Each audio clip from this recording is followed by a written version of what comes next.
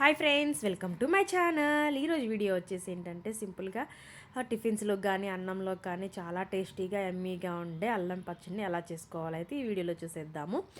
ఇక్కడ వచ్చేసి నేనైతే 100 గ్రాముల అల్లాన్ని అయితే తురుముకొని అది పైనుండి పీల్ తీసేసుకొని ఇలా ముక్కల్లాగా కట్ చేసుకొని అయితే పక్కన పెట్టుకున్నాను. దీన్ని ముందు రోజే వాష్ చేసుకొని పెట్టుకోవాలి, ఎందుకంటే అందులో కొంచెం వాటర్ ఉన్నా కూడా అదైతే పాడయ్యే ఛాన్స్ ఉంటుంది. ఇలా వాటర్ లేకుండా కానీ చేసుకున్నామంటే ఒక సంవత్సరం అయినా కూడా పాడవకుండా ఉంటుంది.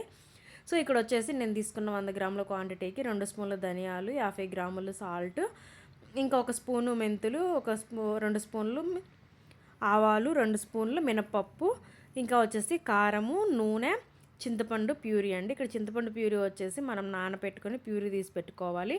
దాని క్వాంటిటీ వచ్చేసి 400 గ్రామ్స్ ఉండాలి.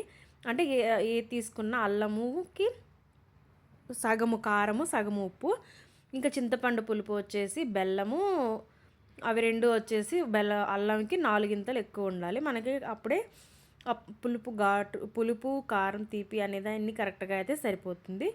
ఇవన్నీ అయితే ముందుగా తీసి పెట్టుకున్నాను. నేను ఇవన్నీ అయితే డిస్క్రిప్షన్లో కూడా ఇస్తాను, ఎవరైనా ఇంట్రెస్ట్ ఉన్న వాళ్ళు అయితే చెక్ చేయండి. ఇక్కడ వచ్చేసి నేను ఒక కడాయి తీసుకొని అందులో కొంచెం నూనె యాడ్ చేసి అల్లాన్ని అయితే ఫ్రై చేసుకోవాలి. ఇలా ఫ్రై చేయడం వల్ల పచ్చడి అయితే మాత్రం చాలా రోజులైనా కూడా ఎలాంటి పాడవకుండా అయితే ఉంటుంది. ఇది ఆల్రెడీ నేను కొంచెం డ్రైగా చేశాను కాబట్టి నాకైతే ఎక్కువసేపు ఏం పట్టలేదు, త్వరగానే ఫ్రై చేసేసుకున్నాను.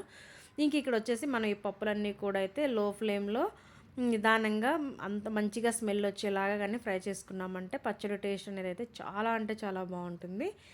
ఇక్కడ వచ్చేసి నేను తీసుకున్న మినపప్పు ఇంకా మెంతులు అయితే కొంచెం ఫ్రై చేసుకుంటున్నాను కదా ఆయిల్లోనే. అలానే మిగతా అన్నీ కూడా ధనియాలు, ఆవాలు ఇలా అన్నీ కూడా అయితే ఫ్రై చేసుకోవాలి. ఆవాలని వచ్చేసి అయితే లాస్ట్లో యాడ్ చేసుకోవాలి. ఇక్కడ నేనైతే 1 స్పూన్ జీలకర్ర కూడా అయితే యాడ్ చేశాను, నేను తర్వాత యాడ్ చేశాను, ఆ క్లిప్ మిస్ అయినట్లుంది. 1 స్పూన్ జీలకర్ర కూడా యాడ్ చేసుకోండి, టేస్ట్ అయితే మాత్రం బాగుంటుంది. ఇలా అన్నిటినీ బాగా లో ఫ్లేమ్లో పెట్టుకొని కలర్ చేంజ్ అయ్యేదాకా అయితే ఫ్రై చేసుకోవాలి.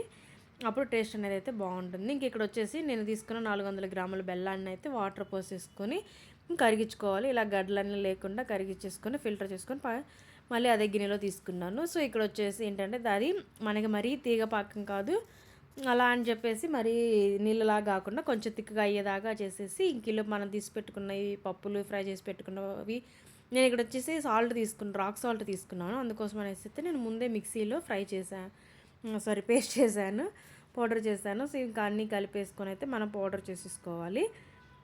ఇక్కడ పౌడర్ చేసిన తర్వాత మనకి ఇక్కడైతే పాకం ముదురుగా అయితే వచ్చేసింది. ఇంకప్పుడు మనం తీసి పెట్టుకున్న పులుపుని అది చింతపండు కూడా యాడ్ చేసుకోవాలి. యాడ్ చేసేసుకొని మూత పెట్టుకొని ఒక 5 మినిట్స్ కానీ ఉడికించుకున్నామంటే అది మొత్తం బాగా మిక్స్ అయ్యి అయితే ఉడుకుతూ ఉంటుంది. ఈ స్టేజ్లో మూత పెట్టుకుంటే గ్యాస్ మీద అంతా పడకుండా నీట్గా అయితే ఉంటుంది. ఇక్కడ వచ్చేసి ఏంటంటే ఇప్పుడు నేను దాన్ని ఇంకొక గ్యాస్ మీదకి మార్చేసి ఇంకో కడాయి పెట్టుకొని అందులో మనం తీసుకున్న 1/2 కేజీ నూనె కూడా అయితే యాడ్ చేసుకోవాలి. దానిలో వచ్చేసి కరివేపాకు, మనం ఫ్రై చేసి పెట్టుకున్న అల్లము అవి పప్పులన్నీ కలిపేసి మిక్స్ చేసి పెట్టుకున్నాం కదా, మిక్సీ వేసేసి ఆ పొడి కూడా వేసేసి కలిపేసుకోవాలి. దాంతోపాటు మన పక్కన ఉడుకుతున్న చింతపండు బెల్లం పేస్ట్ని కూడా ఇందులో యాడ్ చేసేసి ఇప్పుడైతే కొంచెం పసుపు, కొంచెం కారము అవన్నీ కూడా యాడ్ చేసేసుకోవాలి.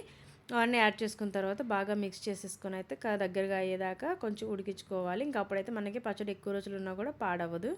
చూసారు కదా, ఇలా ఉడికించుకున్న తర్వాత మనం గాజు గ్లాసులో ఇలా స్టోర్ చేసుకున్నామంటే 1 ఇయర్ అయినా కూడా పాడవదు. మీకు కానీ ఈ వీడియో కానీ నచ్చినట్టయితే లైక్ చేయండి, అలాగే నా ఛానల్ని సబ్స్క్రైబ్ చేసుకోండి. థ్యాంక్